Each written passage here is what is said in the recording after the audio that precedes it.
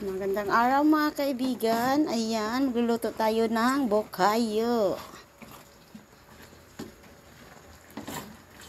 Ayan guys, malapit na po ito maluto. Mga 15 minutes na lang. Ingredients nito guys ay asukal, buko, at harina.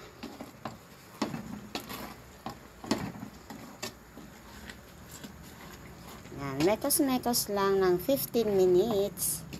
Tapos, ayun, ihulma na po natin siya.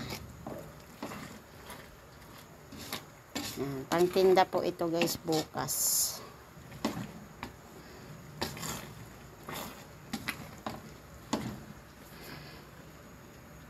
Yan, yummy bokayo.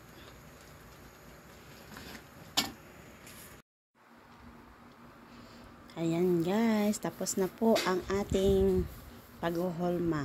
Ayan na po ang ating finished product ng bokayo. Ayan, papatuyuin na lang po siya natin. At ibabalot na po mamaya. Ayan, pangtinda po yan para bukas guys. Ayan guys. Yummy bokayo.